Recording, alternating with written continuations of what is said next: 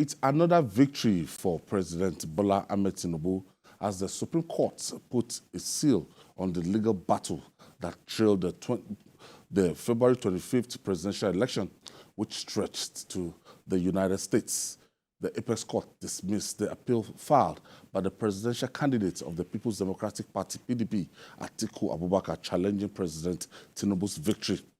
The seven-member panel, headed by Justice Inyangokoro, unanimously dismissed the appeal in favor of President Tinubu after resolving all 7 issues raised by the appellant, including alleged certificate forgery and failure to upload results of the election on IREV. In one of the reactions trailing the judgment, a PDP chieftain and former lawmaker, Senator Ben Bruce, called on Atiku to accept the decision of the Apex Courts. In a statement posted on X, that's Twitter, Ben Bruce congratulated President Tinubu and urged Atiku to allow the controversy end. President Tinubu accepted the judgment and promised to work more for the country. Let's hear from the President of the Federal Republic of Nigeria, Bola Ahmed Tinubu. I've started from day one to work hard, regardless of, the court cases, okay? And just strengthen my resolve to do more. A challenge of this nature and a victory of this nature is more work and more hard work, more dedication. It just appeal to the sense of patriotism of Nigeria to have a change of mindset. Let us be positive about our country, be ready to contribute in all ways possible. There's no promise of El Dorado from day one. We're all in this boat of diversity, a member of the same family, living in the same house, but stay in different rooms. And it is important that we recognize that we have no other country but this one. So we better be committed to it, not for the sake of our own self-aggrandizement, our commitment to the values, the creed of dedication, patriotism, and commitment to the value of this country. Meanwhile, the judgment is in line with what Babajide and other guests had predicted during this hangouts in our earlier discussion. Let's share some of it with you.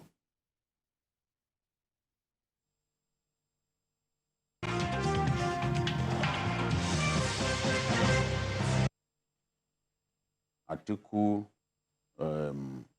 also knows that electoral matters are quite different from civil matters. They keep saying that they can bring fresh evidence. Time is a gentleman. Let us see whether in the fullness of time they will be able to bring in fresh evidence. And where you say that somebody parades a forged document, you must bring the issuer of the real document. Now, can the Supreme Court, as the final court, entertain a witness coming to defend or undefend a particular document before it?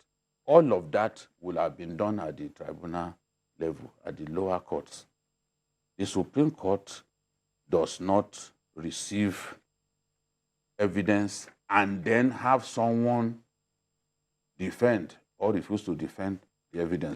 I'm confident that the Supreme Court will do justice in consonance with our law. As a final court, yes, in civil matters, on very rare occasions, in the case of electoral matters, you have deadline. You must meet the deadline. If you fail to meet the deadline, well, that is your problem. Okay. In the initial, there have been instances where fresh evidence have been brought to the Supreme Court that were not. There are very few. Let me tell you one thing. There's one thing we need to say. Electoral matters. Yes, that's what I'm saying. No, that's what I said. We have to be clear. Yes, except electoral. I'm talking of except electoral. So there have been instances where evidence are brought forward and new evidence and rest of that. But in electoral matters, that may not be able to fly. Electoral matters are not like civil matters. Judges stick to the time frame in electoral matters. If you are supposed to file your case within so time and you don't file it, The statute bad. the law is strict about that. That is the, so those who are, if you ask people to mention how many times the Supreme Court allowed fresh evidence, let them tell us now how many times they can remember. Most people talking about it cannot even mention one. Because it's a reality. It's a reality for the Supreme Court to reverse itself. It's a reality for Supreme Court to accept fresh evidence. And even where it has happened, they were not electoral matters. Because the law is very clear about electoral matters. The electoral matters are unique in themselves. So he cannot present fresh evidence before the Supreme Court in electoral matters.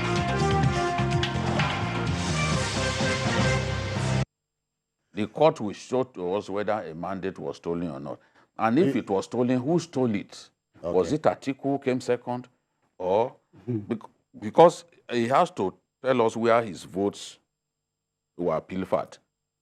Did Atiku take some of your votes? Did Tinubu take some of your votes? Okay. How many? How many votes did they take? You didn't even give us your own alternative result sheet across the nation to show us that indeed this man knows what he's doing.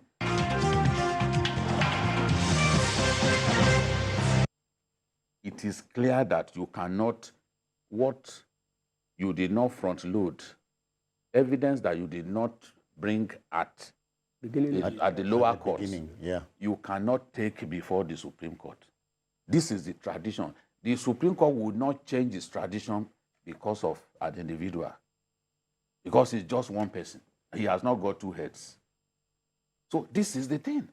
Even at the level of appeal, because what those superior courts do is simply to look at the evidence provided at the level of the lower courts and determine whether the lower court erred in law. Their duty is to review the judgment that the lower court made. They don't listen to witnesses. Supreme Court has not got a witness box.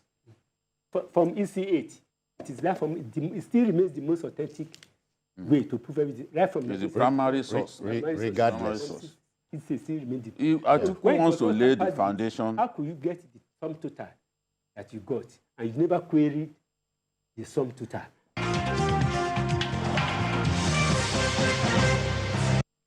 As in that constitutional provision is... It is clear that there is a time frame.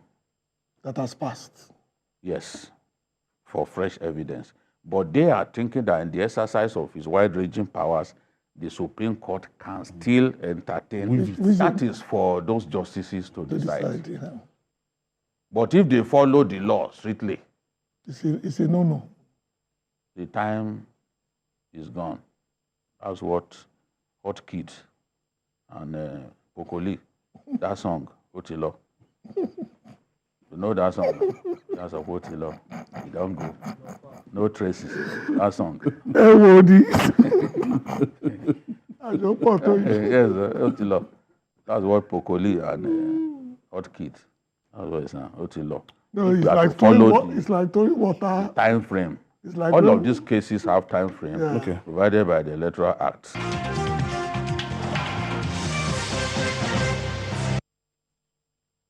All right, Jide, Otilo. Otilo. Otilo. We are support Otilo. Don't go. No traces. That's what Pokoli and Hot Kids, that's what they sang. You know? The guy said they should give him his NSC so that he can, so that he can celebrate.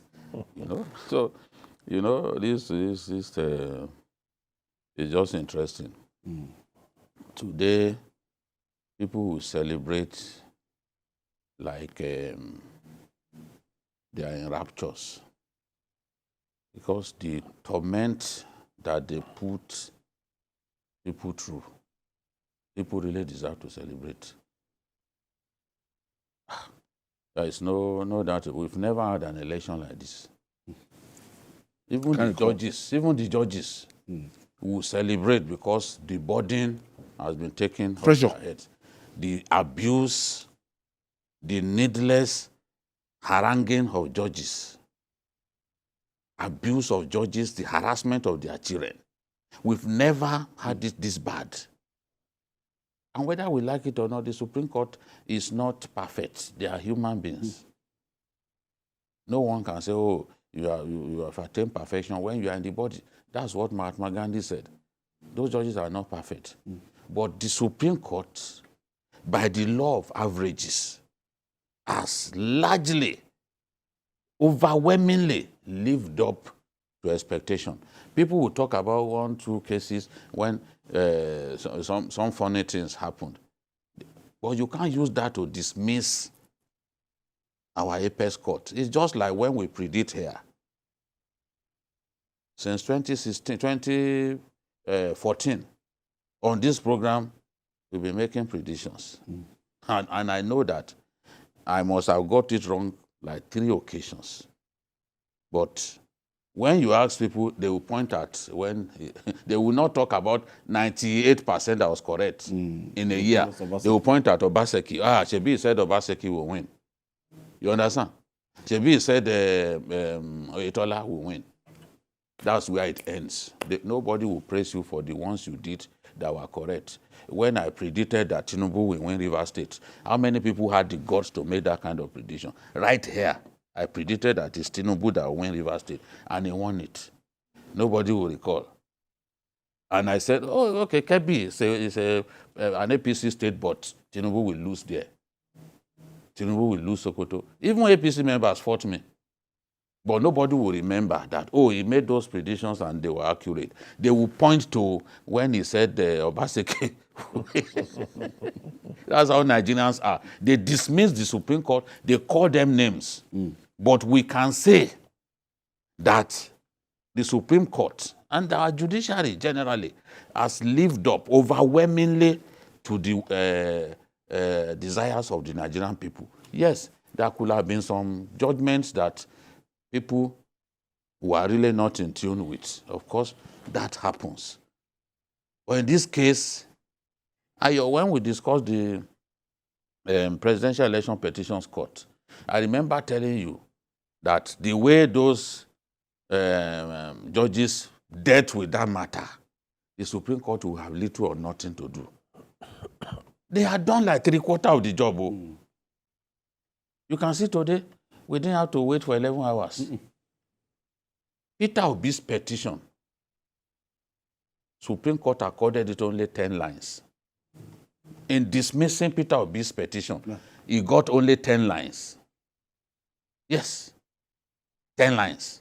Nothing significant. Nothing. That is Because different from what they said. even a matter that had been decided by the court, you still brought it.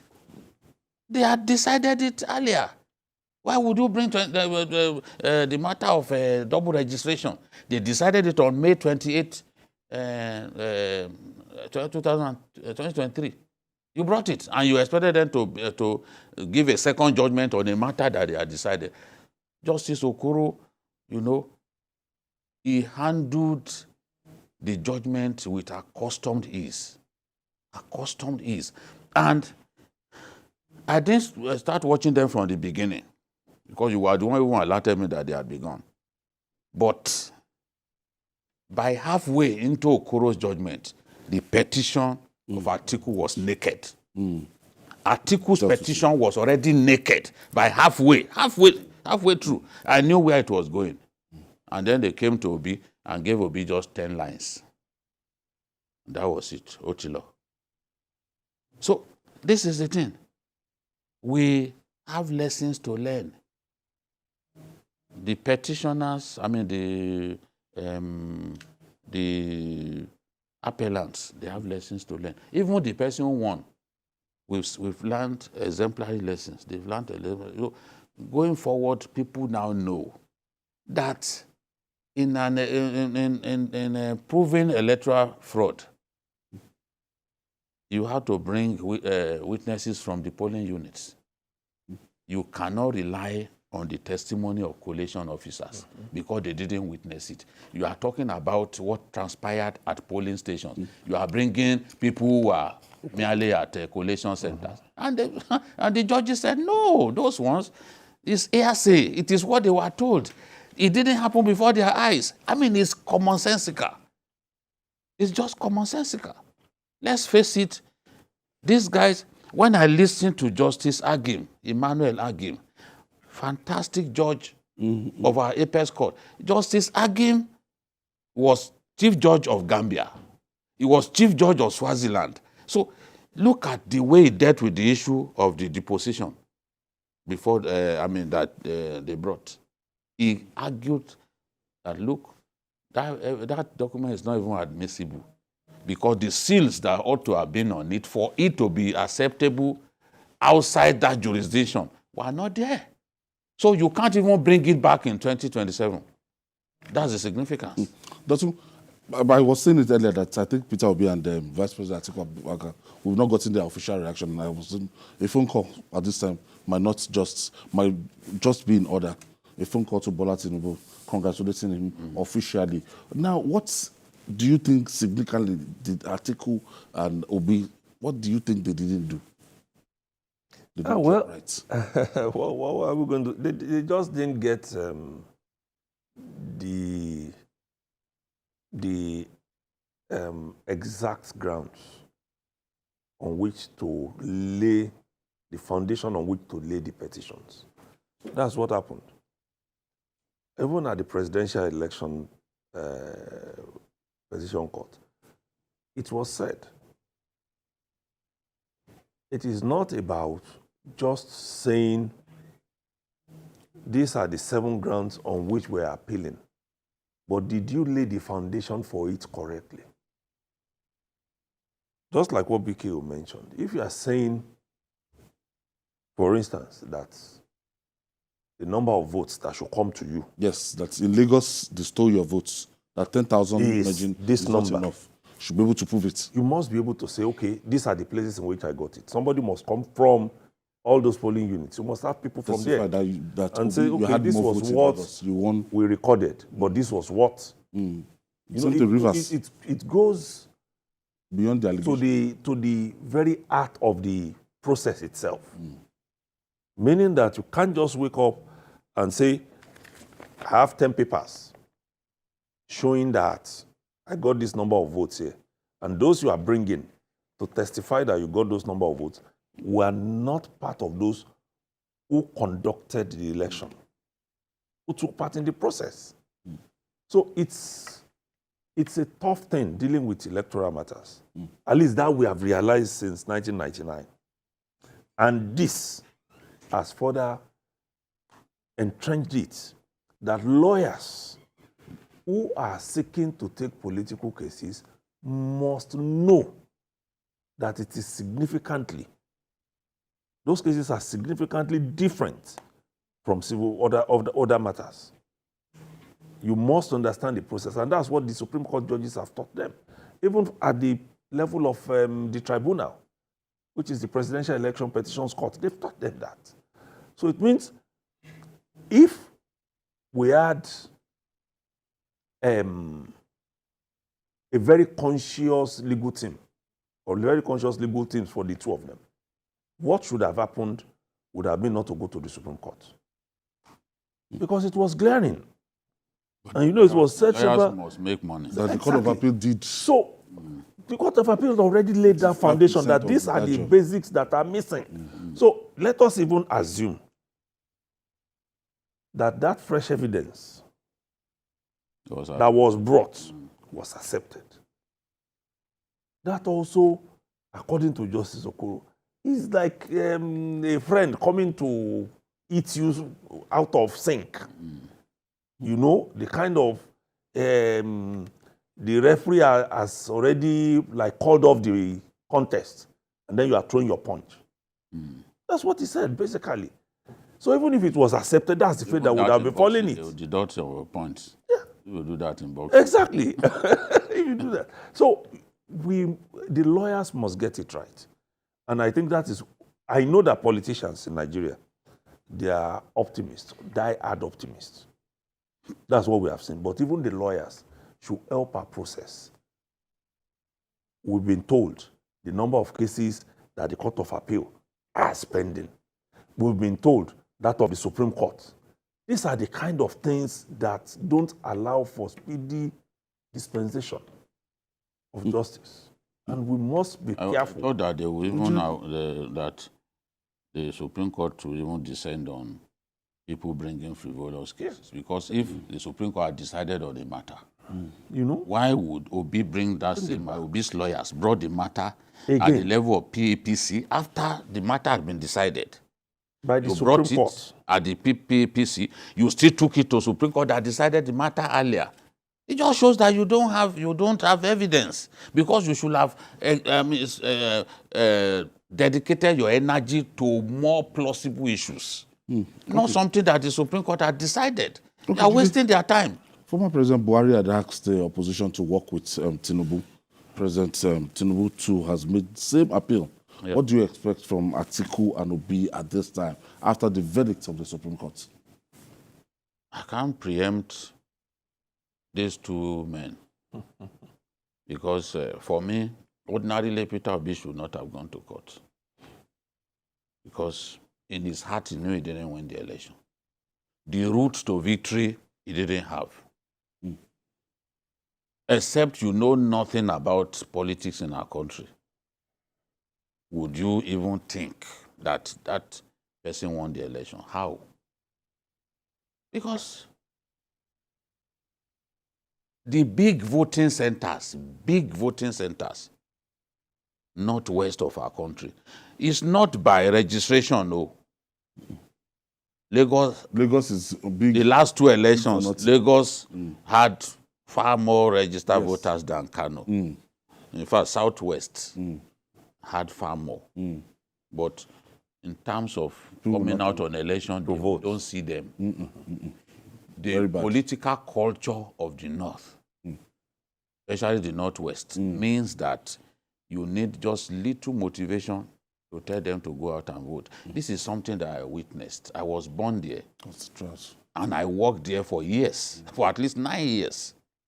So I know what I'm talking about, you know, and I still go there. I'm very much in touch with the North. So you can actually, in terms of voter behavior, you can judge the North. Our CEO, Andrew Hanlon, after I returned from Yola and Borno State, Yola and Maiduguri, he asked me, said, Jide, what do you think will happen this election? So my management meeting, I told him, I said, I still don't see how Tinubu will not win the election. I said, I still don't see how he will not win. There are people who did not believe me.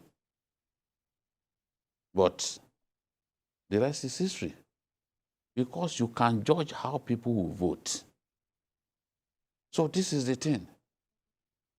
Obi's best performance in the far north, as I always say, was in Kaduna. And he didn't even win. Despite the impressive population of Christians He there. didn't get 25% to Kaduna. He didn't get. He scored 21 or so. In Southern Kaduna. He didn't, and that was his best performance in the far north. You know, when we talk about far north, you know what far north is. So, at the end of the day, he shouldn't have contested. He shouldn't have gone to court over this matter. But I understand that they need to galvanize their base. Maybe today some people will have left the PDP, if not because of Atiku's struggle. You know, and these are very optimistic people. I was speaking with some of my friends who support Atiku. They tell me that they are very confident that they are going to win. And I'm like, are you whining me? You are going to win? How? I've been wondering what were they thinking about? So, as we said, we don't know who is talking to them. They tell you, don't worry, he's going to win. Some people will believe, some will not believe. So, this is the way the thing is, I cannot say with finality now that they are going to call Asiwaju and say, congratulations. We've been in this kind of situation with Atiku before. When Goodluck Jonathan comprehensively defeated him at the PDP primaries. What did we see? 2011. What did we see? Imported. He started, no, they were saying that they will make the country ungovernable. Have you forgotten? Started quoting Fano. That they will make the country ungovernable. And what did we see? The country indeed became ungovernable. Look at, so I don't know, he already made the promise that after Supreme Court he will stop fighting over this matter. Asiwaju is his friend, his good friend, at least in the early years of this democratic dispensation. I can confirm that they are good friends. They've helped each other. As Yorubas will say. So that kind of relationship, anything can happen. A call can happen. If he's convinced that, well, I've reached the end of the road, that call can happen. As for Obi, I'm not sure that Obi will call Asiwaju. Maybe he will call him. I hope he can surprise me. Because he knows, let me end up in just one line. He knows that if he does that, all of those people on social media who are hailing him as the nicest things in sliced bread, they are going to go for his jugular. And I don't think Obi wants to see that happen. All right.